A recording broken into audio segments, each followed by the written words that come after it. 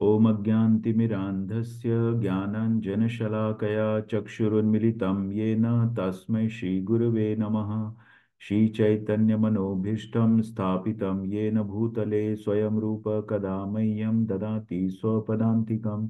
वन्देऽहं श्रीगुरो श्रीयुतपदकमलं श्रीगुरून् वैष्णवंश्च श्रीरूपं साग्रजातं सहगण रघुनाथान्वितां तां सजीवं साद्वैतं सावधूतं परिजनसहितं कृष्णचैतन्यदेवं श्रीराधा कृष्णपादान् सहगण ललिता श्रीविशाखान्वितांश्च नमो विष्णुपादाय कृष्णप्रेष्ठाय भूतले श्रीमते भक्तिवेदान्त स्वामिनिति नामिने। नमस्ते सारस्वते देवे गौरवाणी प्रचारिणे निर्विशेष शून्यवादी पाश्चात्यदेशतारिणे वाञ्छाकल्पतरुभ्यश्च कृपा सिन्धुभ्य एव च पतितानां पावनेभ्यः वैष्णवेभ्यो नमो नमः। हे कृष्ण करुणा सिंधु दीनबंधु जगतपते गोपेश गोपिका कांत राधा कांत नमोस्तुते। तप्त कांचन गौरांगी राधे वृंदावनेश्वरी वृषभानुसुते देवी प्रणमामि हरिप्रिये। जय श्री कृष्ण चैतन्य प्रभु नित्यानंद श्री अद्वैत गदाधर श्रीवासादि गौर भक्तवृंद। हरे कृष्ण कृष्ण कृष्ण हरे हरे हरे राम राम राम हरे हरे। हरे कृष्ण। आप सभी का स्वागत है। हम भक्ति योग के आखिरी अध्याय का पाठ करेंगे, अध्याय 12 भक्ति योग। तो कल हम लोगों ने भगवान का विश्व रूप देखा, विराट रूप भी बोलते हैं उसको, विराट रूप देखा, तो जिसमें सभी देवी देवता भी सम्मिलित थे। तो हम लोगों ने, किसी को कुछ याद है कुछ हमने क्या क्या देखा था उसमें? अर्जुन कहता है मैंने ये देखा वो देखा, है ना, ये भी दिख रहा है उसको, वो भी दिख रहा है। तो कुछ याद है कुछ दो तीन चीजें?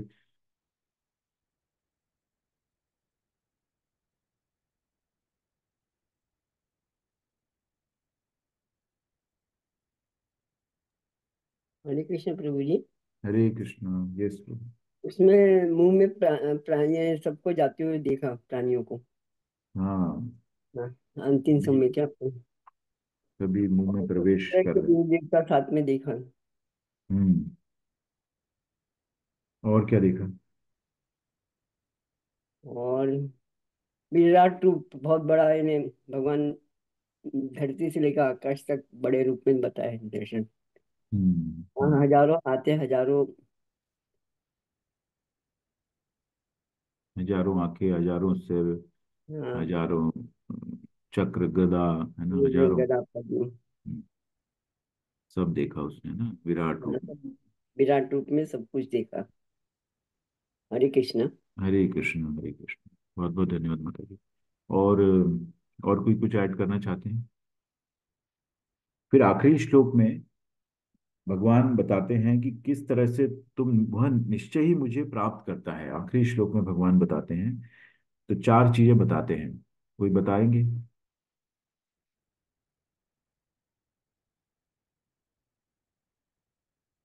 कि वह निश्चय ही मुझे प्राप्त करता है।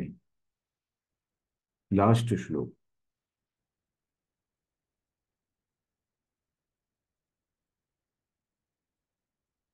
भगवान कहते हैं कि जो व्यक्ति सकाम कर्मों तथा मनोधर्म के कलमश से मुक्त होता है ना, सकाम कर्म और मनोधर्म जो मेंटल स्पेकुलेशन करके और कलमश उत्पन्न करता है अपने मन में, उससे दूर होता, मुक्त होता है, और मेरी शुद्ध भक्ति में तत्पर रहता है, और जो मेरे लिए ही कर्म करता है, मुझे ही जीवन का लक्ष्य समझता है, और जो प्रत्येक जीव से मैत्री भाव रखता है ना, मैत्री भाव, ये फिर से भगवान कहेंगे, तो ये बहुत जरूरी है, सभी से संभाव रखना, मैत्री भाव रखना। तो ये हमको, जब हम कलमश से मुक्त होंगे तो ये धीरे धीरे हमारे अंदर आएगा। तो वह निश्चय ही मुझे प्राप्त कर। चलिए, अब भक्ति योग में आगे बढ़ते हैं हम लोग। अर्जुनवाच एवं सततयुक्ता ये भक्तास्त्वां पर्युपासते ये चाप्यक्षरम अव्यक्तम तेषां योग वित्तमाह। अर्जुन ने पूछा, जो आपकी सेवा में सदैव तत्पर रहते हैं या जो अव्यक्त निर्विशेष ब्रह्म की पूजा करते हैं, इन दोनों में से किसे अधिक पूर्ण सिद्ध माना जाए, है ना। तो पहले अर्जुन को कर्मों में डाउट था, है ना, कि कभी तो आप मुझे सकाम कर्म कहते हैं, युद्ध में लगाते हैं, और कभी कहते हैं बुद्धि योग करो। या कृष्ण भावना भावित कर्म करो, क्योंकि अर्जुन उस वक्त समझ नहीं पा रहा था कि जो का कर्म भगवान की खुशी के लिए हम कर रहे हैं वो भक्तिपूर्ण कार्य है ना। तो उसको कर्म से रिलेटेड क्वेश्चन थे। अब भगवान अर्जुन जो है आगे पूछ रहा है कि जो आपकी सेवा में सदैव तत्पर रहते हैं, है ना। एक तो हम प्रत्यक्ष सेवा करते हैं भगवान की, है ना, और एक है जो अव्यक्त निर्विशेष ब्रह्म की पूजा करते हैं। अव्यक्त रूप है भगवान का ना। एक है व्यक्त रूप जो हम देखते हैं, श्याम सुंदर रूप है ना, उनका विग्रह होता है, हम उनकी सेवा करते हैं। और एक है अव्यक्त जो हमने देखा था, ज्योति पुंज जिसको मानते हैं, ब्रह्म, जो पहली अनुभूति भगवान की होती है, ब्रह्म। तो लोग उसी को पूछते हैं ना।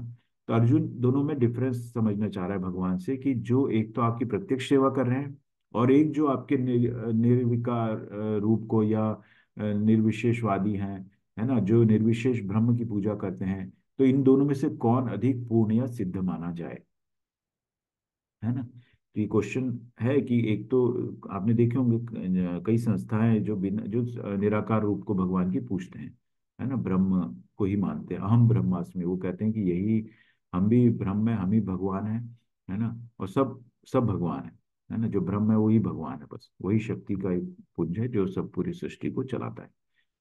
तो इन दोनों में क्या डिफरेंस है, भगवान अर्जुन पूछ रहा है, और कौन ज्यादा सिद्ध है। तो ये ब्रह्म ज्योति हो जाती है, और एक भगवान का साकार रूप होता है। तो एक व्यक्त रूप हो गया, एक अव्यक्त रूप हो गया। ठीक है।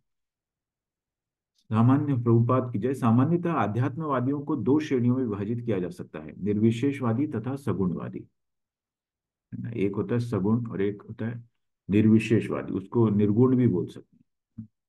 निर्गुण का मतलब ये नहीं है कि भगवान में गुण नहीं होते। निर्गुण मतलब भगवान जो है गुणों, जो तीनों गुणों से परे होते हैं, है ना। लेकिन वो लोग जो है निर्विशेषवादी भगवान के गुणों को नहीं मानते, वो आकार को ही नहीं मानते, तो गुण की तो बात ही नहीं है ना। तो निर्विशेषवादी तथा सगुणवादी, हम लोग जो भगवान के साकार रूप को मानते हैं तो उसको सगुणवादी बोलते हैं। और जो निर्विशेषवादी है मतलब निराकारवादी है। निगुणवादी भक्त अपनी संपूर्ण शक्ति से परमेश्वर की सेवा करता है। सगुणवादी भक्त अपनी संपूर्ण शक्ति से परमेश्वर की सेवा करता है। और निर्विशेषवादी भी कृष्ण की सेवा करता है, किंतु प्रत्यक्ष रूप से न करके वह अप्रत्यक्ष ब्रह्म का ध्यान करता है ना। अप्रत्यक्ष ब्रह्म का ध्यान करता है, वो जो शक्ति पुंज है, रोशनी, उसके ऊपर अपना ध्यान लगाता है वो, और उसको पूजता है वो। इस अध्याय में हम देखेंगे कि परम सत्य की अनुभूति की विभिन्न विधियों में भक्ति योग सर्वोत्कृष्ट है ना। तो इस चैप्टर के अंदर, ये चैप्टर का नाम ही भक्ति योग है ना। बहुत छोटा सा चैप्टर है और बहुत ही अच्छा बताया है। तो कभी सबसे छोटा चैप्टर है, कभी किसी के पास समय कम होता है, भगवत गीता पढ़ना चाहता है, तो वो इस चैप्टर को पढ़ लेता है ना। क्योंकि इसमें सिर्फ 20 श्लोक हैं, तो बहुत जल्दी ये हो जाता है। यदि कोई भगवान का सानिध्य चाहता है तो उसे भक्ति करनी चाहिए। जो लोग भक्ति के द्वारा परमेश्वर की प्रत्यक्ष सेवा करते हैं वे सगुणवादी कहलाते हैं। तो जो भगवान का सानिध्य, मुक्ति होती है, 5 तरह की मुक्ति होती है ना। तो अगर हम उनमें से भगवान की का सानिध्य चाहते हैं ना, भगवान का सानिध्य चाहते हैं, तो हमको भगवान की उनकी भक्ति करनी चाहिए। और ये जो ब्रह्म की करते हैं वो लोग क्या होता है, ब्रह्म में लीन हो जाते हैं, उस ज्योतिपुंज में वो विलीन हो जाते हैं, है ना। उनकी मुक्ति कैसे होती है, जो ब्रह्म में वो लीन हो जाते हैं। लेकिन जो भगवान की साकार रूप को, सगुणवादी जो होता है, वो भगवान का सानिध्य चाहता है ना, भगवत धाम जाके उनकी लीलाओं में प्रवेश करना चाहता है, तो उसे भक्ति करनी चाहिए। भक्ति मार्ग जो है वो ब्रह्म ब्रह्मांड को पार करके, है ना, जो पहली अनुभूति को पार करके फिर परमात्मा का भी अनुभव करता है, और फिर उसको भगवान के धाम में प्रवेश करता है वो। तो इसलिए अगर भगवान का सानिध्य वो जो चाहता है उससे भक्ति करनी चाहिए। और जो भक्ति लोग भक्ति करते हैं वो सगुणवादी कहलाते हैं। क्योंकि भक्ति आप किसकी करोगे ना, कोई साकार रूप सगुण होना चाहिए ना, तभी उसकी आप भक्ति कर पाओगे। बिना साकार रूप की अगर आप भक्ति कैसे कर पाओगे, एक शक्ति पुंज है, उस रोशनी की क्या भक्ति करेंगे हम लोग, है ना। और ना उससे हमारा कोई आसक्ति हो पाएगी, बस वो एक शक्ति पुंज है, उसमें हम विलीन हो जाना चाहते हैं। तो इसलिए सगुणवादी जो होता है वो प्रत्यक्ष सेवा करते हैं। जो लोग निर्विशेष ब्रह्म का ध्यान करते हैं वे निर्विशेषवादी कहलाते हैं। यहाँ पर अर्जुन पूछता है कि इन दोनों में से कौन श्रेष्ठ है ना? यद्यपि परम सत्य के साक्षात्कार के अनेक साधन हैं, किंतु इस अध्याय में कृष्ण भक्ति योग को सबों में श्रेष्ठ बताते हैं। तो आप देखेंगे पहले लोग बहुत तपस्या करते थे, बहुत, है ना, लाखों साल का, हजारों साल तपस्या करते थे वो, क्योंकि लाख साल उनकी उम्र होती थी, तो हजारों साल तपस्या करते थे और वो ध्यान लगाते थे। ध्यान के द्वारा वो ध्यान योगी होते थे, ध्यान के द्वारा वो आत्म साक्षात्कार करना चाहते थे, लेकिन वो ब्रह्म तक ही पहुंच पाते थे, है ना। लेकिन अगर भक्ति करेंगे तो हम भगवान का सानिध्य पा सकेंगे। और इस अध्याय में कृष्ण भक्ति योग को सबों में श्रेष्ठ बताते हैं। तो दोनों में से, दोनों, अर्जुन पूछता है दोनों में से कौन श्रेष्ठ है? तो जो सगुणवादी है, जो भगवान की प्रत्यक्ष सेवा करता है, वो ज्यादा श्रेष्ठ है। दोनों का लक्ष्य भगवान की अनुभूति करना है, लेकिन पूर्ण लक्ष्य किसका है? जो भगवान की प्रत्यक्ष सेवा करता है। श्री भगवान उवाच मय्या वेश्य मनो ये माम नित्य युक्ता उपासते श्रद्धया परयोपेतास्ते मे युक्त तमो मतः। श्री भगवान ने कहा, जो लोग अपने मन को मेरे साकार रूप में एकाग्र करते हैं और अत्यंत श्रद्धा पूर्वक मेरी पूजा करने में सदैव लगे रहते हैं, वे मेरे द्वारा परम सिद्ध माने जाते हैं। तो आप देखिए, साकार रूप होता है तो उसमें बहुत कुछ हमारे पास सेवा करने के लिए होता है ना। तभी हमारे उस विग्रह से हमारी आसक्ति हो जाती है ना। और भगवान के विग्रह में फर्क नहीं होता। तो जब आप आगे बढ़ते हैं, दीक्षा लेते हैं, तो हमको मौका मिलता है हमको, ना, कि हम भगवान की सेवा कर सकें, विग्रह के की सेवा मिलती है।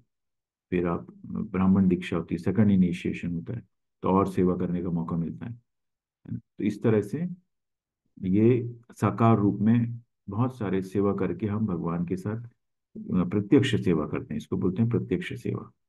लेकिन जब ब्रह्म जो होता है निर्विशेषवादी, वो उस ज्योति का सिर्फ ध्यान लगाता है। तो उसमें क्या, पतन का चांस रहता है। पतन मतलब वो फिर से गिर सकता है, उस स्तर पर आके भी वो गिर सकता है ना। जैसे विश्वामित्र थे, विश्वामित्र जो ध्यान योगी थे ना, तपस्या करते थे, लेकिन जैसी उन्होंने मेनका की वो आवाज सुनी, पायल की, है ना, उनका जो है वो, उनका ध्यान भटक गया, है ना, ध्यान भटक गया। तो ऐसे बहुत सारे एग्जाम्पल है जिसमें ये पतन होता है ना।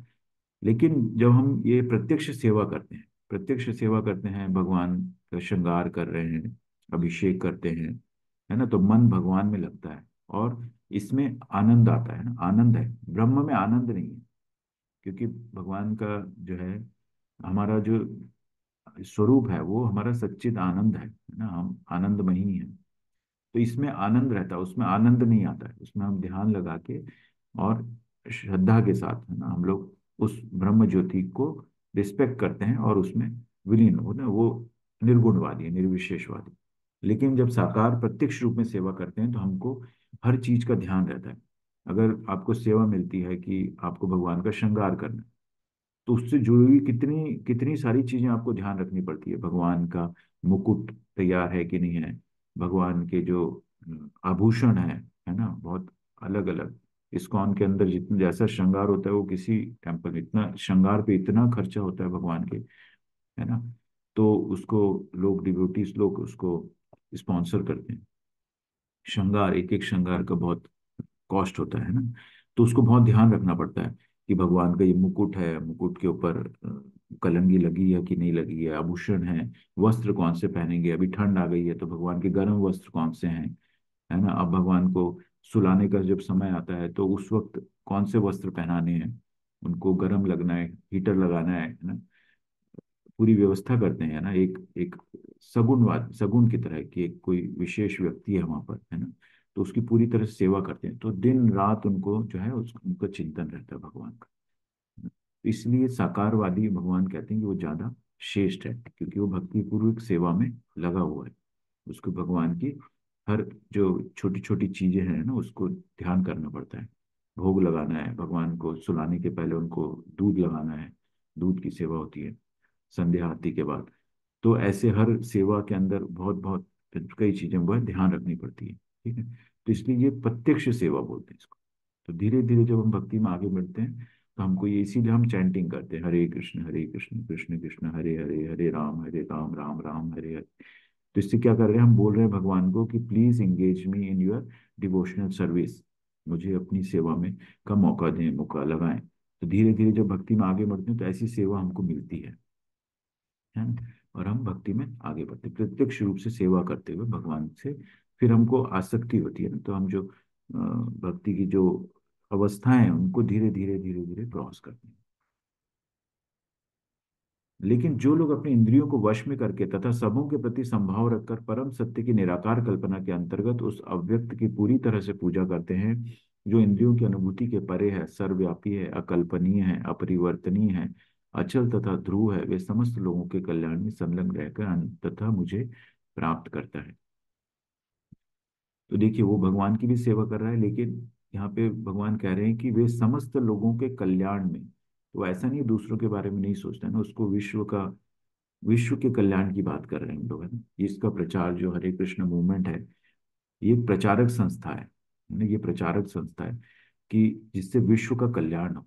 हरे कृष्ण को भगवान ने चैतन्य महाप्रभु के रूप में हरि नाम को बांटा, है ना, मुक्त रूप से वो बांट रहे सभी को, बिना किसी द्वेष ईर्ष्या के या भेदभाव के, सभी के लिए है, सभी को मिल रहा है।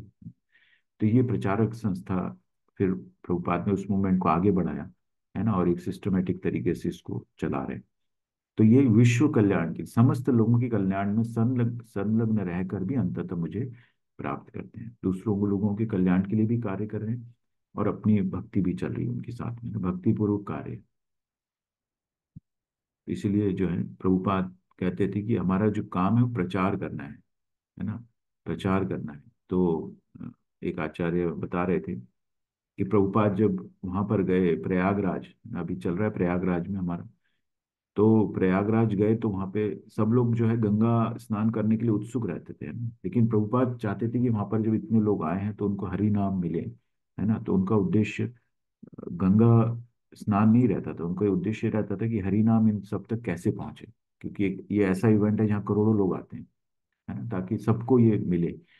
तो वो प्रचार जो है, लोग विश्व कल्याण की बात प्रभुपाद करते हैं, विश्व कल्याण कैसे, इसीलिए उन्होंने जो है इंडिपेंडेंस मूवमेंट को छोड़ करके, और उनके गुरु ने बताया कि तुम जो हायर हायर गोल को देखो, जो उनके लिए जरूरी है ना, विश्व के लिए जो जरूरी है, विश्व शांति ला सकता है जो, कहते हैं कि अगर 10% भी लोग इस हरि नाम में आ गए ना, तो पूरे विश्व में शांति आ सकती है, रहने लायक ये विश्व बन सकता है।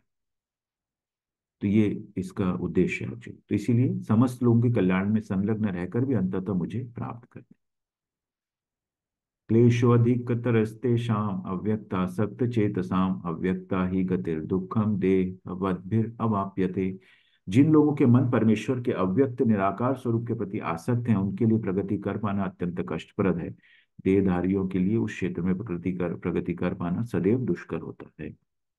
तो जो हम ये ब्रह्म अव्यक्त रूप, अव्यक्त रूप या निराकार रूप के प्रति जो आसक्त होते हैं, उनके लिए प्रगति कर पाना अत्यंत कष्टप्रद है। क्यों कष्टप्रद है? क्योंकि इसके लिए आपको ध्यान लगाना है, बैठ करके ध्यान। एक तो देखिए, हम भगवान की प्रत्यक्ष सेवा कर रहे हैं, तो उसमें भी हमको भगवान का ध्यान है ना, उसमें हमको भगवान से आसक्ति आ रही है, अटैचमेंट आ रहा है, पूरी तरह हम भगवान के बारे में सोच रहे हैं, और यहाँ पर वो निराकार स्वरूप को, है ना, अव्यक्त रूप के अंदर ध्यान लगा रहे हैं। तो इसके अंदर वो बहुत ज्यादा लगाता है ध्यान, लेकिन इसमें बहुत सारे चांसेस होते हैं कि, क्योंकि आपको फिजिकल जो आपके आसपास है, पहले तो आपको ऐसी जगह ढूंढनी पड़ेगी। हमने अष्टांग योग में देखा था ना, कि वो कुशा बिछा दे, फिर उसको ऐसे स्थान पे रहे, और फिर उसको ध्यान लगाना है उस निर्विशेष ब्रह्म पे। तो आसपास डिस्टरबेंस हो सकते हैं, जानवर हो सकते हैं, है ना, एक तो अकेले में जाना है। तो इसीलिए ये सब कह रहे हैं यहाँ पर भगवान की, वो अत्यंत कष्टप्रद है। ऐसा नहीं है वो प्राप्त नहीं कर सकता, कई लोगों ने सिद्धि प्राप्त की है, लेकिन ये कष्टप्रद है, और देहधारियों के लिए, है ना, मनुष्य के लिए उस क्षेत्र में प्रगति कर पाना सदैव दुष्कर होता है, बहुत मुश्किल है ना। हम लोग तो अभी जब माला में ध्यान नहीं लगा पाते, तो सब कुछ छोड़ करके और कैसे हम उस पे ज्योति पे ध्यान लगा पाएंगे। लेकिन कई ऋषि मुनि प्रयास कर रहे हैं, अभी भी करते होंगे। ये तो सर्वाणि कर्माणि मयि सन्न्यस्य मत्पराः अनन्ये नैव योगेन मां ध्यायन्तो उपासते तेषाम् अहं समुद्धर्ता मृत्यु संसार सागरात् भवामि न चिरात् पार्थ मय्यावेशित चेतसाम्। जो मैं अपने सारे कार्यों को मुझ में अर्पित करके तथा अविचलित भाव से मेरी भक्ति करते हुए मेरी पूजा करते हैं, और अपने चित्तों को मुझ पर स्थिर करके निरंतर मेरा ध्यान करते हैं, उनके लिए हे पार्थ, मैं जन्म मृत्यु के सागर के शीघ्र से शीघ्र उद्धार करने वाला हूँ। तो अब भगवान देखिए अगले 6-7 श्लोकों में, 4-5 श्लोकों के अंदर भगवान बताएंगे अब कि ये करो, ये नहीं कर सकते तो ये करो, ये नहीं कर सकते तो ये करो, जो भी जब आपको ठीक लगता है वो करो, है ना। भगवान कह रहे हैं यहाँ पर कि अपने सारे कार्यों को मुझ में अर्पित करके, ये तो शुरू से भगवान कह रहे हैं कि अपने फल को से अटैच मत हो। सेकंड चैप्टर में भगवान ने कहा कर्मण्यवादी कारस्ते माँ फलेषु कदाचन, तुम फल के अधिकारी नहीं हो, तो इसीलिए कर्म करो। तो अपने कार्यों को मुझ में अर्पित करके तथा अविचलित भाव से मेरी भक्ति करते हुए मेरी पूजा करो। अविचलित भाव कब आएगा? जब भगवान में हमको श्रद्धा होगी और अटूट विश्वास होगा, तब हमको कुछ चीज विचलित नहीं कर सकते, फिर किसी भी द्वंद्व से हम मुक्त होते हैं फिर, है ना। तो इसीलिए अविचलित भाव से वह मेरी भक्ति करते, मेरी पूजा करते हैं, और अपने चित्तों को मुझ पर स्थिर करके, है ना, अपने चित्तों को जब हम सब सारे कल्मश से शुद्ध हो जाते हैं तो हम अपना चित्त फिर भगवान के अंदर स्थिर कर सकते हैं, और निरंतर मेरा ध्यान करते हैं, है ना। सतत, सतत वर्ड से शुरू किया था इस चैप्टर का श्लोक, निरंतर, है ना, ये बहुत जरूरी है, कंटिन्यूस होना चाहिए, कंटिन्यूस होना चाहिए। और उनके लिए है पाठ में जन्म मृत्यु के सागर के लिए शिव से शीघ्र उद्धार करने वाले, है ना? अगर आप देखिए कि सिर्फ हम हरे कृष्णा बोलते हैं ना किसी को भी, तो हमें हमारे मुख पे हमेशा रहेंगे भगवान। तो किसी से भी आप मिलते हैं तो हरे कृष्णा, हरे कृष्णा, हरे कृष्णा, कुछ भी हो जाता है हरे कृष्णा, है ना। तो आपके मुख पे भगवान का नाम हमेशा रहता है। आप भूल जाते हैं कि कोई कुछ और भी चीज होती है, हम लोग गुड मॉर्निंग गुड इवनिंग करते थे पहले, अब हरे कृष्णा ही करते हैं, है ना? तो निरंतर हमारे मुख पे भगवान का नाम रहता है, तो ध्यान भी निरंतर रहता है। तो ये बहुत सरल विधि है भगवान का ध्यान करने की, निरंतर ध्यान करने की, तो उसमें अलग से प्रयास नहीं करना है आपको। वो बाह्य बात, मैं जन्म मृत्यु के सागर से शीघ्र उद्धार करने वाला हूँ। मय्येव मन आधस्व मयि बुद्धिं निवेश्य निवसिष्यसि मय्येव अत ऊर्ध्वं न संशयः। मुझ भगवान में अपने चित्त को स्थिर करो और अपनी सारी बुद्धि मुझ में लगाओ, इस प्रकार तुम निस्संदेह मुझ में सदैव वास करोगे, है ना। तो ये पहला भगवान ने बताया है कि तुम पहले में अपने चित्त को स्थिर करो और अपनी सारी बुद्धि मुझ में लगाओ। यहाँ पे ये ग्वाल बाल दिखाए हुए हैं, है ना, ये सब भगवान के साथ उनकी लीला में थे, है ना। पूरे टाइम भगवान से सुनते रहते थे, भगवान से इतने आकृष्ट रहते थे वो लोग, है ना, क्योंकि भगवान जो थे आकर्षित, आकर्षण, कृष्ण मतलब आकर्षण, कृष्ण का मतलब ही आकर्षण। तो बड़े उनके साथ रहते थे, पूरी तरह से उनका ध्यान जो भगवान में रहता था, है ना। इसलिए जो ब्रजवासी होती है उनको अलग से कुछ साधना नहीं करनी पड़ती, क्योंकि वो पूरी तरह से भगवान का उनको ध्यान रहता है, वहां पे उनकी जीवनचर्या ही वैसी बन गई है। उनकी बुद्धि, उनका चित्त, सब कुछ भगवान में लगा होता था, ठीक है ना। तो अ, जो गोपियां थी वो लोग अलग अलग चीजें बना के देती थी कि इनको क्या पसंद होगा क्या नहीं पसंद होगा, तो उनका ध्यान पूरा उन्हीं में लगा रहता था। इस प्रकार तुम निस्संदेह मुझ में वास करो। तो इसी तरह अगर हम जब भक्ति मार्ग पर आगे बढ़ते हैं तो हमारा ध्यान भी धीरे धीरे धीरे धीरे, पहले हम लोग भोग बनाते थे या उसको हम बोलते थे खाना बनाते थे, अब हम उसको भोग बोलने लग गए, है ना। काम वही कर रहे हैं हम लोग, है ना। अब पहले हमको ये लगता था कि हमको हमारे परिवार को क्या पसंद है, किसको क्या पसंद है, अब हमको ये लगता है कि हम भगवान का प्रसाद उनको देंगे तो उनको अच्छा लगेगा, है ना। तो अब हम भगवान को क्या पसंद है वो बनाते हैं, है ना? और फिर उसको प्रसाद परिवार को देते हैं। तो ये चित्त और बुद्धि को हम भगवान में लगाते हैं इस तरह से। तो जब सेवा करते हैं भगवान की, है ना, पत्र चढ़ाना है, तुलसी का पत्ते लाना है, पुष्प लाना है, तो हमारा जो चित्त है वो हम भगवान में स्थिर हो रहा है ना। अपनी बुद्धि लगाते हैं भगवान को क्या बनाए हम लोग, क्या पहना है ना, अभिषेक करना है, उसके बाद क्या पहनाना है भगवान को, क्या बना सकते हैं उनके पहनने के लिए वस्त्र। तो इस तरह से बुद्धि और चित्त को हम भगवान की सेवा में लगाते हैं। जब सेवा में भक्ति में आगे बढ़ते हैं तो हम अपने चित्त को और बुद्धि को भगवान में लगाते हैं। अब भगवान क्या करें, अथ चित्तम समाधातुम न शक्नोषि मयि स्थिरम अभ्यास योगेन ततो मामिच्छाप्तुम धनंजय। हे अर्जुन, हे धनंजय, यदि तुम अपने चित्त को अविचल भाव से मुझ पर स्थिर नहीं कर सकते तो तुम भक्ति योग के विधि विधानों का पालन करो, इस प्रकार तुम मुझे प्राप्त करने की चाह उत्पन्न करो, है ना। तो पहला भगवान ने बताया कि तुम चित्त को स्थिर करो, बुद्धि को मुझ में लगाओ, है ना।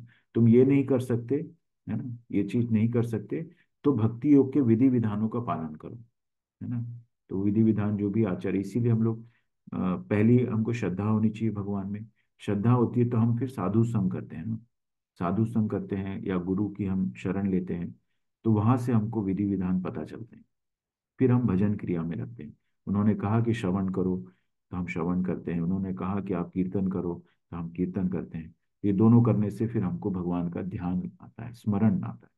तो श्रवणम कीर्तनम स्मरण, ये तीन, नौ नौ विधियों में से ये तीन बहुत इंपॉर्टेंट है। ठीक है, इससे क्या होता है, ये विधि विधानों का हम पालन करते हैं, फिर और भी विधि विधान हमको पता चलते हैं। तो इस प्रकार तो मुझे प्राप्त करने की चाह उत्पन्न करो, है ना।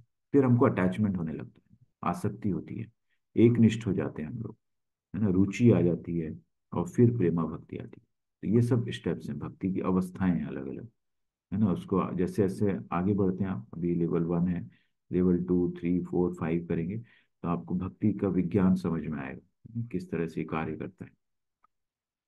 अभ्यासे अभ्यासे अप्यसमर्थोऽसि मत्कर्म परमो भव, मदर्थम कर्माणि कुर्वन् सिद्धम अवाप्स्यसि।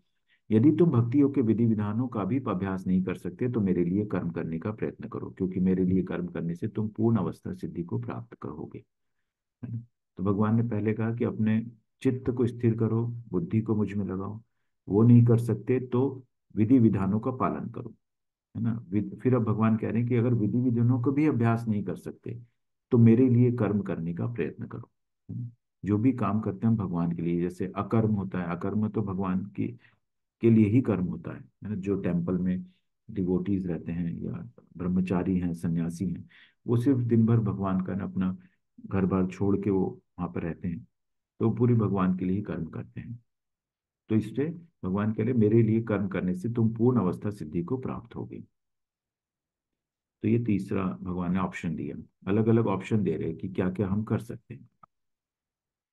अथेद अथेदप्यक्षक्तोऽसि कर्तुम् मद्योगमाश्रितः सर्वकर्म फल त्यागम तत्कुरु यतात्मवान। अगर हालांकि आप इस चेतना में काम करने में असमर्थ हैं, तो अपने काम के सभी परिणामों को त्याग देने की कोशिश करें और आत्मस्थित होने की कोशिश करें। ठीक है, अगर आप इस चेतना में काम करने में असमर्थ है, किस चेतना में, कि अपने सभी कर्मों को भगवान के लिए ही कर्म करना, है ना, इस चेतना में काम करने में असमर्थ हैं, तो अपने काम के सभी परिणामों को, है ना, परिणाम मतलब फलों को त्याग देने की कोशिश करें, है ना, और आत्मस्थित होने की कोशिश करें। तो सबसे पहले बताया, है ना, अपने चित्त को स्थिर करो, बुद्धि मुझ में लगाओ। वो नहीं कर सकते तो विधि विधानों को पालन करो, विधि विधानों को पालन नहीं कर सकते तो मेरे लिए कर्म करने का प्रयत्न करो।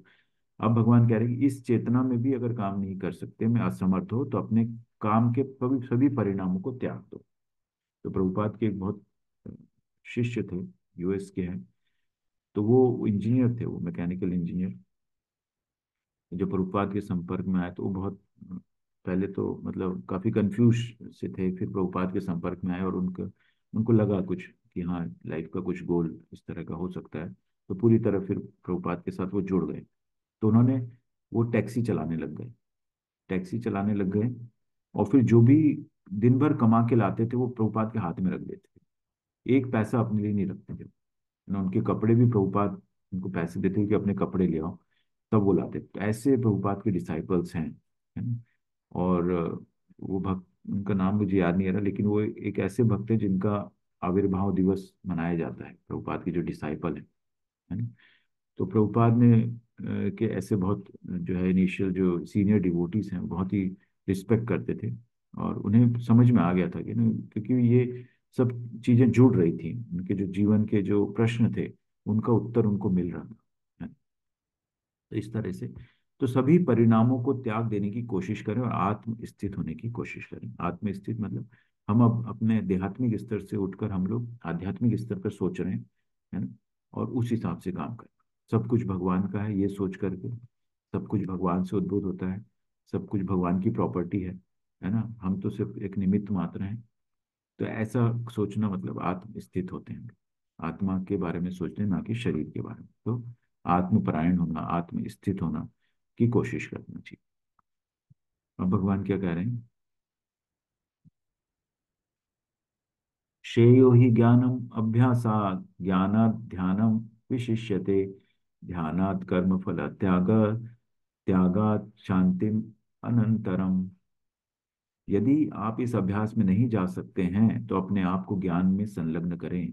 ज्ञान से बेहतर हालांकि ध्यान है, और ध्यान से बेहतर काम के फल का त्याग है। इस तरह के त्याग से मन की शांति मिल सकती है ना। तो पहला क्या बोला, बुद्धि चित्त को स्थिर करो, बुद्धि मुझ में लगाओ। वो नहीं कर सकते तो विधि विधानों का पालन करो, विधि विधानों का पालन नहीं कर सकते तो मेरे लिए कर्म करो, मेरे लिए कर्म नहीं कर सकते तो अपने कर्म के फलों को त्याग दो, है ना। अब यदि आप इस अभ्यास में नहीं जा सकते, अगर ये भी नहीं कर सकते, तो अपने आप को ज्ञान में संलग्न करो। शास्त्रों को पढ़ते हैं, भगवत गीता पढ़ रहे हैं, भागवतम पढ़ रहे हैं ना, तो अपने ज्ञान में संलग्न करो। तो ज्ञान के द्वारा जानने की कोशिश करो, है ना। ज्ञान योगी होता है। अब हम अगले 6 चैप्टर्स जो आएंगे वो ज्ञान योग है पूरा। तो ज्ञान के द्वारा आप योगी बनो, है ना। ध्यान योग था, हमने अष्टांग योग देखा, उसमें ध्यान योग था, फिर ज्ञान योग है। तो अब ज्ञान में ये भी नहीं कुछ कर सकते आप, तो ज्ञान के में संलग्न करो, है ना। तो हो सकता है ज्ञान पढ़ पढ़ पढ़ के हमको भगवान से, हम हमको कोई पसंद है तो उसके बारे में और पढ़ते हैं हम लोग, तो और उसके साथ हमारा अटैचमेंट हो जाता है ना। तो इसीलिए जब भगवान के साथ के बारे में और पढ़ेंगे, ज्ञान अर्जित करेंगे, तो हो सकता है हमको भगवान से आसक्ति हो जाए। तब फिर हम वापस भगवान की प्रत्यक्ष सेवा में आ जाएं। और भगवान यह कह रहे हैं, ज्ञान से बेहतर हालांकि ध्यान है, और ध्यान से बेहतर काम के फल का त्याग है। वापिस से कर्म फल के त्याग पर आ गए, हम तो घूम फिर के जो है कर्म फल के त्याग पर आ गए। इस तरह के त्याग से मन की शांति मिल सकती है ना। मन की शांति कैसे मिलेगी, क्योंकि हमारा अटैचमेंट नहीं रह गया फल से, और फिर हम दुखी नहीं होंगे। मिल गया तो भगवान है, मिल गया तो ठीक है, भगवान का प्रसाद, नहीं मिला तो वो भी प्रसाद, है ना। ऐसा सोचते हैं तो हमको अंदर शांति मिलती है, क्योंकि हम अब अटैचमेंट हमसे पूरी, हमारे जो परेशानी का कारण ही यही है कि हम फल के साथ आसक्त हो जाते हैं, है ना। कुछ चीज के लिए प्रयास कर रहे हैं, वो चीज नहीं मिली तो हम परेशान हो जाते हैं। इसीलिए अपना कर्म करिए और उसके फल का त्याग कर दीजिए। इस तरह के त्याग से मन की शांति शांति तो मिलेगी ही, है ना, कम से कम आपको। यहाँ पे देखिए भगवान से ये जो थी, ये अ, कुछ बेचती थी ये, है ना, फल फल बेचने वाली हैं ये। तो जो ये नंद गांव में गई, तो वहां पर फल देने के लिए आवाज लगाई, तो भगवान आ गए, है ना। भगवान अपने बाल रूप में थे, तो बहुत मोहित हो गई, है ना, मोहित हो गई। और समझ में नहीं आ रहा था, वो देती जा रही थी, बस फल देती जा रही थी। उनके छोटे छोटे हाथ थे, जितने फल उसमें समा जाते थे वो कोशिश कर रहे थे भगवान। अब उन्होंने फल तो ले लिए, है ना, अब उसका उनको मूल्य चुकाना था। तो अब उनको, छोटे से थे, है ना, वो वापस घर में गए और एक अनाज की मुट्ठी, जितनी उनकी मुट्ठी में आ सकता था, वो लेके आ गए, है ना। और उन्होंने उसको उसकी टोकरी में डाल दिया। और वो तो बहुत मोहित हो गई थी, है ना। और फिर वो गई, तो घर पहुंची तो उसको अपनी टोकरी बड़ी भारी सी लगी। फिर उसने देखा कि वो पूरे जो भगवान ने एक मुट्ठी डाला था, पूरा आभूषण बन गए उसके, है ना। तो ऐसा उसको ऐश्वर्य दिया भगवान। तो इससे जो है त्याग, त्याग बताया वहां से, है ना, त्याग था उसका, महिला का। भगवान सबका ध्यान रखते हैं, भगवान के लिए उनको त्याग करते हैं। ठीक है, तो इसमें मेरा ऐसा भक्त जो सामान्य कार्यकलापों पर आश्रित नहीं है, जो शुद्ध है, दक्ष है, चिंता रहित है, समस्त कष्टों से रहित है, और किसी फल के लिए प्रयत्नशील नहीं रहता, मुझे अतिशय प्रिय है। कौन प्रिय है? जो सामान्य कार्यकलापों पर आश्रित नहीं है ना, दैहिक स्तर पर नहीं सोच रहा है। ठीक है, आप भगवान से वो हो गए जो शुद्ध है, दक्ष है, चिंता रहित है, समस्त कष्टों से रहित है, और किसी फल के लिए प्रयत्नशील नहीं रहता, मुझे अतिशय प्रिय। भगवान कहते हैं वो ऐसा मुझे अतिशय प्रिय है, प्रयत्नशील नहीं रहता। आप देखिए भगवान को ऐसा नहीं, भगवान को सब पता रहता है कि आपकी क्या आवश्यकता है। भगवान कहते हैं मैं उनकी आवश्यकताओं की पूर्ति करता हूँ, और जो उनके पास है उसकी मैं रक्षा करता हूँ। तो भगवान को पता है, तो इसीलिए प्रयत्नशील नहीं होता वो, है ना। भक्त जो होता है वो प्रयत्नशील नहीं रहता, और दक्ष होता है, अपने काम करने में दक्ष होता है। ऐसा नहीं कि वो इंटेलिजेंट नहीं होता, है ना, दक्ष होता है। चिंता नहीं होती उसको, क्योंकि भगवान पर आश्रित होता है, इसलिए वो चिंता नहीं रहता करता है। समस्त कष्टों से रहित है, वो भगवान को अतिशय प्रिय है। सुदामा जी का यहाँ पे दिखाया गया कि सुदामा भगवान के मित्र थे, तो बड़ी गरीब परिस्थिति थी उनकी। तो उनकी वाइफ ने उनको भेजा था द्वारका जाओ। ये उनको पता चला भगवान जो द्वारकाधीश हैं, द्वारका के नरेश हैं। तो वहां पे गए सुदामा जी, उनके साथ उन्होंने चावल की पोटली बांध दी। तो बड़े खुश हो गए, ना दौड़ के आए वो, कि जब उनको पता चला, द्वारपाल ने बताया, तो दौड़ के आए उनसे मिलने। तो और फिर उनके चरण धोए। रुक्मणी जी बड़े आश्चर्यचकित हो गई। फिर जो उन्होंने लेके आए थे वो खाया भी भगवान ने, है ना। तो इस तरह से, और फिर उसके बाद उनको जो ऐश्वर्य मिला, जिस तो दामा जी बाहर वापस गए तो पहचान नहीं पाए अपनी गली जो थी, जहाँ पर उनकी ये कुटिया थी, वो पहचान नहीं पाए थे। लेकिन वो जो थे, उनको आशा नहीं थी वो, है ना। लेकिन उनकी पत्नी ने कहा, इसीलिए उन्होंने, वो गए, है ना। इस तरह से यहाँ पे देखिए आप, उनके चरण धो रहे हो। जो किसी से द्वेष नहीं करता लेकिन सभी जीवों का दयालु मित्र है, जो अपने को स्वामी नहीं मानता और मिथ्या अहंकार से मुक्त है, जो सुख दुख में संभाव रहता है, सहिष्णु है, सदैव आत्मतुष्ट रहता है, आत्मसंयमी है तथा जो निश्चय के साथ मुझ में मन तथा बुद्धि को स्थिर करके भक्ति में लगा रहता है, ऐसा भक्त मुझे अत्यंत प्रिय है ना। भगवान ने देखिए पहले बताया, ये करना, ये करो, ये करो, ये करो, जो भी कर सकते हो करो, है ना। और फिर क्या उनको प्रिय है वो बताया। तो जो द्वेष नहीं करता, है ना, कलमश से जो मुक्त होता है, द्वेष नहीं करता, दयालु मित्र है सभी, है ना। ये बहुत जरूरी है कि सबके कल्याण के बारे में सोचते हुए वो भक्ति करता है। सबका दयालु मित्र है सभी जीवों का, वो चाहे पशु हो चाहे मनुष्य हो, अपने को स्वामी नहीं मानता, सब कुछ भगवान का है ना। सभी भगवान से उद्भूत होता है। तो मैंने तो सिर्फ उसको क्या जोड़ जोड़ के, अभी बिल्डिंग बनाते हैं हम लोग, तो उसका जो सीमेंट है, सीमेंट बनाने के लिए पदार्थ तो हमने पृथ्वी से ही खोदा है ना, उसको मिला के हमने सीमेंट बनाया। तो हमने अपने दिमाग से उसको जोड़ जोड़ के कुछ कर रहे हैं हम लोग, कोशिश कर रहे हैं, लेकिन है तो सभी भगवान का। लेकिन हम उसको स्वामी मानते हैं, अपने उसको स्वामी मानते हैं, ये हमारा मकान है, हमारी जमीन है, हमारा तो कुछ भी नहीं है, भगवान ने सृष्टि रची, भगवान का सब कुछ है ना। मिथ्या अहंकार बोलते हैं इसको, फॉल्स ईगो। फॉल्स ईगो रहता है हमको, है ना। मेरा है, मैं और मेरा में ही इंसान जीवन भर निकाल देता है। ये मैं है, ये मेरा है, मैं ये हूँ, ये मेरा है। आप देखेंगे कॉर्पोरेट कल्चर में वो मैं ही करते रहते हैं पूरे टाइम। ये मैंने किया, मैंने, किसी और ने भी किया हो तो उसको भी अपने ही बताते हैं, ये मैंने किया। किसी तरह अपने बॉस को जाके एकदम से बताना, मैंने किया, मैंने किया। वो वही मिथ्या अहंकार है, सिर्फ फॉल्स ईगो। जो सुख दुख में संभाव, भगवान बताएंगे आगे चैप्टर में कि जो कोई भी काम हम करते हैं तो उसमें 5 चीजें होती है। उन 5 चीजों में से एक परमात्मा भी है ना। जब तक भगवान की का सैंक्शन नहीं होगा हम नहीं कर सकते। कई बार होता है हम बहुत प्रयास करते हैं लेकिन होता नहीं है। तो भगवान का प्रसाद समझ लीजिए कि भगवान ने वो सैंक्शन नहीं किया है। सहिष्णु है, सदैव आत्मतुष्ट है ना, सहिष्णु है। तरेरो तरोरपि सहिष्णुना अमानीन मान देन कीर्तनीय सदा हरि। तो सहिष्णु, है ना, एक पेड़ की तरह सहिष्णु, तरोरपि सहिष्णुना, पेड़ की तरह सही सहनशील होना चाहिए हमको, है ना। हवा पानी, हवा आती है बहुत तेज लेकिन पेड़ खड़ा रहता है। और तिनके की भांति हमको हल्का होना चाहिए। तो इस तरह से चैतन्य महाप्रभु बोलते हैं अपने अष्टकम में। और मान मिले नहीं मिले, है ना, उसकी चिंता नहीं करना है। आत्मतुष्ट रहना है ना, संतुष्ट रहना है। आत्मतुष्ट मतलब संतुष्ट रहना। और आत्म संयमी, संयमी बनना है हमको, संयम रखना है। धैर्यात, निश्चयात, और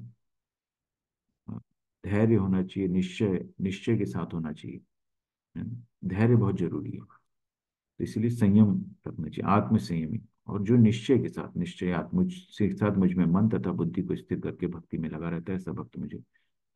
निश्चय और आत्मसंयम, आत्मतुष्ट, ये सब रहता है, क्योंकि भक्ति मार्ग भी इतना सरल नहीं है ना? उसमें आपको परेशानियां आ सकती हैं, है ना। तो इन सब के साथ संयम रहते हुए सहिष्णु के साथ रहना है। कोई आपका मान करता है, नहीं ठीक है, नहीं अपमान करता है तो उसको सहन करना है ना, सहनशील बनना है।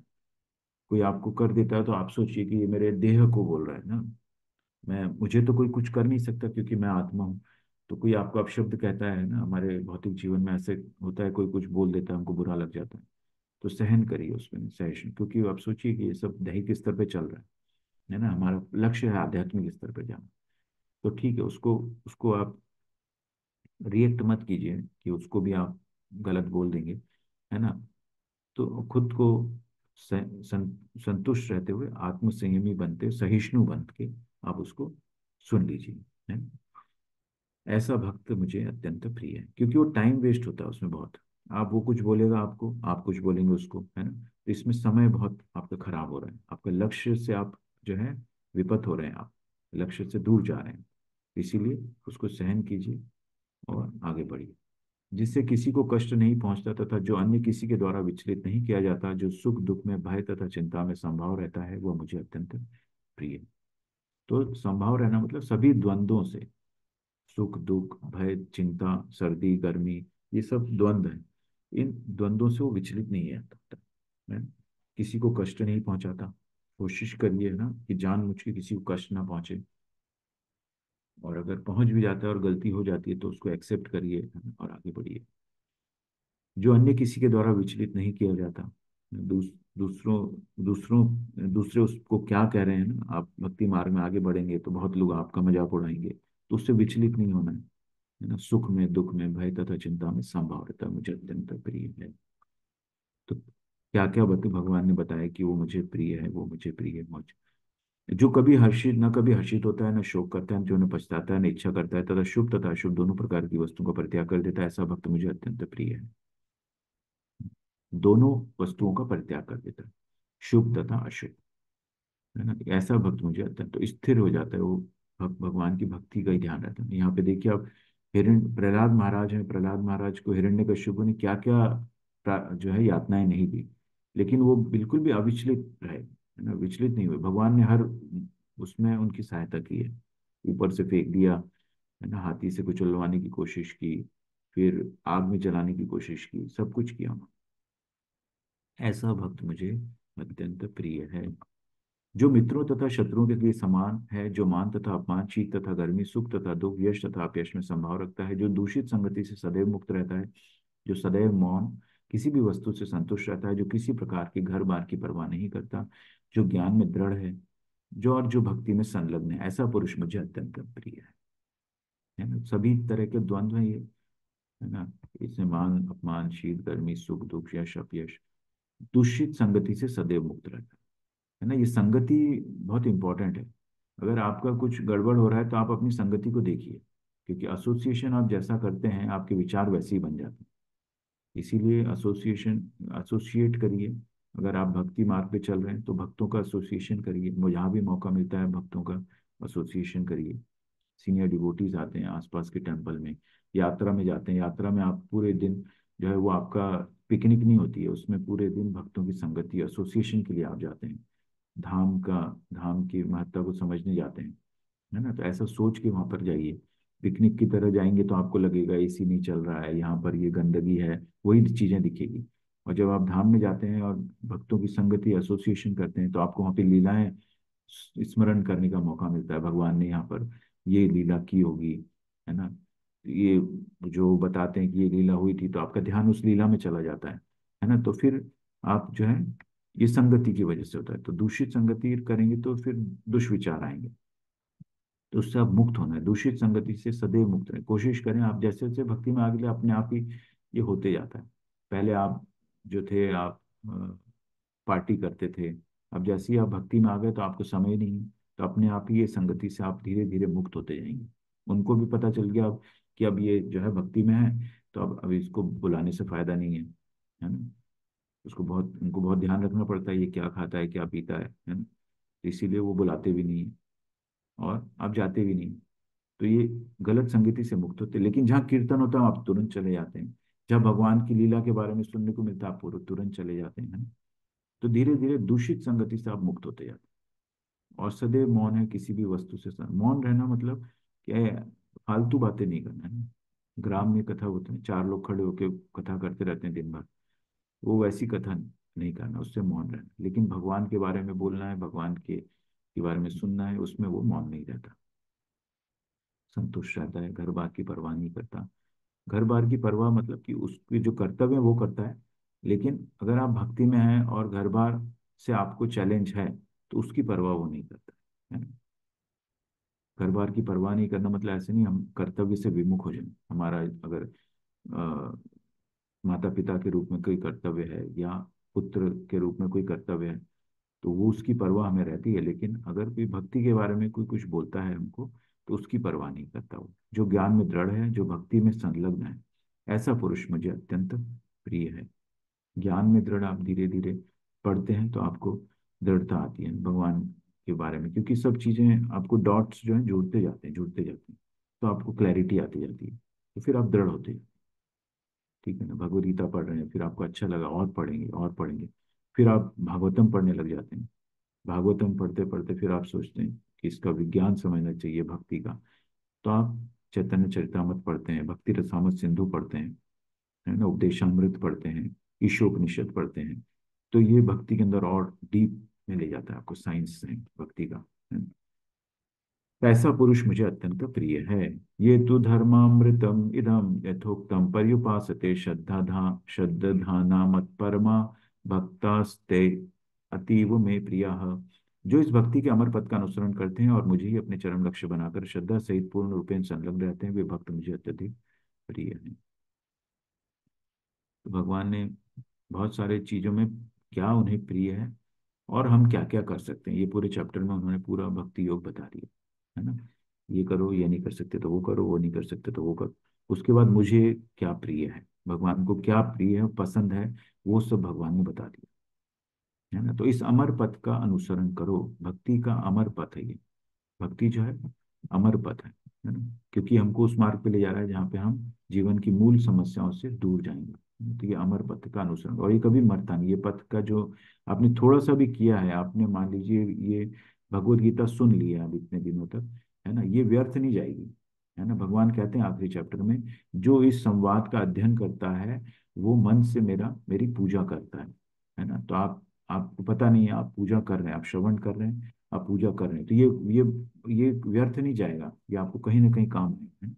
ये आपके भक्ति वाले अकाउंट में जुड़ गया है, और वहां पे आपका खत्म नहीं होता, जुड़ते जाता है। पिछले जन्म में कुछ की होगी, तब तब आपको जाके यहाँ पे सुनने का मौका मिल रहा है ना। अब इसमें आप आगे बढ़ सकते हैं, नहीं भी बढ़ेंगे तो ये आपको आगे काम आएगा। कम से कम मनुष्य जीवन तो मिलेगा ही, ताकि आप आगे फिर सुन सको। चरम लक्ष्य बनाकर श्रद्धा सहित, ये बहुत जरूरी है, श्रद्धा जो है, भगवान में श्रद्धा होना चाहिए, अटूट विश्वास होना चाहिए। वे भक्त मुझे अत्यधिक प्रिय हैं। प्रभुपाद की जय। इस अध्याय में परम सत्य की जो निराकार धारणा वर्णित है, उसकी संस्तुति उस समय तक के लिए की गई है जब तक मनुष्य आत्म साक्षात्कार के लिए अपने आप को समर्पित नहीं कर देता है। दूसरे शब्दों में, जब तक उसे शुद्ध भक्ति की संगति करने का अवसर प्राप्त नहीं होता, तभी तक निराकार की धारणा लाभप्रद हो सकती है।